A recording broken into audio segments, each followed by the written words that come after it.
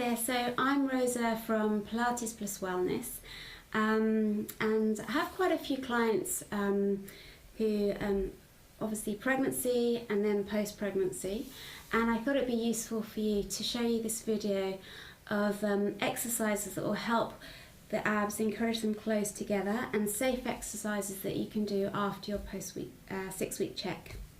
So a way of checking how separated those abs are, because many clients I find are not too sure, so I check for them. Just to go over that for you, if you flex, come up into this position here, now you can feel there's a separation soon after the baby. You'll feel if there's a separation, generally it's bigger, can be at the belly button, and if it's more than 2 fingers width, then I would advise not to do any exercises with flexion. It needs to be at least less than 2 fingers, less than 1 finger ideally, and I wouldn't recommend any flexion exercises up until say 12 weeks, as long as the abs are close together, because you don't want to strengthen the abdominals in a separated state. So this is why we need to go carefully. So you can feel going up the centre whether your abs have separated or not, and then you can obviously measure with your fingers there. Okay, now the exercises that I'm going to show you, we're going to actually start laying down on our backs. This is safe for you to do at any stage, and it's also good to get the pelvic floor working again, and just feeling that connection with those abs again. So we're going to start with our spine curls to help release tension also through the back. Feet hip width apart, and we're in neutral pelvis and spine. So what that means is if you imprint your lower back and then if you arch your lower back, the midpoint between the two is your neutral. Tailbone heavy, back of the ribs heavy, and the back of the head heavy into the floor. So this is our start and finish position. We're going to take a deep breath into the back and the side of the rib cage. And then when we exhale, we're going to pull up the pelvic floor, hollow the abdominals as much as we can, and wheel the pelvis as if we're rolling a marble to the belly button. And then we're going to imprint the lower back, lift the pelvis, lift the spine, and stretch the knees forwards over the toes. Now if this feels uncomfortable, obviously you don't lift all the way up, you can just do the pelvic tilt. We're going to hold here, working in the back of the legs, the glutes, and just gradually building up the strength all around the pelvis. Breathe in. As we breathe out, soften the breastbone, keep the shoulders relaxed, and we lower vertebra by vertebra down through the spine, keeping the tummy hollowing, the pelvic floor engaged, and then we release. So we breathe in, scoop, hollow the abdominals, pelvic floor pulls up, wheel the pelvis, lift the spine, stretch those knees forwards, breathe in, and then exhale, the tummy hollowing in as we wheel down, releasing the tension through the spine, and then we come back to neutral. So those are spine curls. That's a really good exercise that you can do after your 6-week check. What we're also going to do, a really good exercise to help close the abs together, have your feet and your knees together and your arms out to the side. So the hip rolls works the obliques, and that encourages everything to come back in. We're going to breathe in here. As we exhale, we're letting the feet stack, the hips go over to one side, but we let the shoulders stay grounded into the floor. And I'm going to take my head the opposite direction just to get movement through the neck. Breathe in there. As I come back, I think of one rib below the other from that lifted side, wheeling back and pulling the abdominals. So I'm using my waist and my tummy muscles to bring my legs back to center. I breathe in.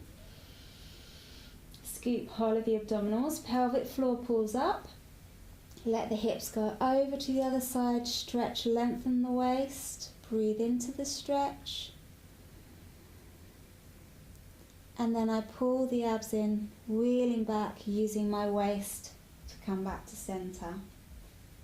So with the hip rolls, going from side to side, I recommend doing 16 in total, and Also, making sure you're keeping the length through the waist as you do that. So our next exercise is going to also help us reconnect with those abs, and it's the opposite arm and leg slide. So from here, keeping our neutral, we're just going to scoop and hollow the abdominals and soften the breastbone as we slide the opposite arm and leg away. And then we're going to slide that arm and leg back to centre.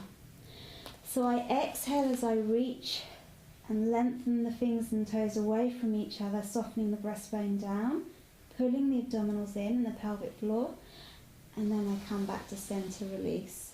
Pelvic floor pulls up as I exhale, reach, keeping the pelvic floor engaged. I slide back to centre.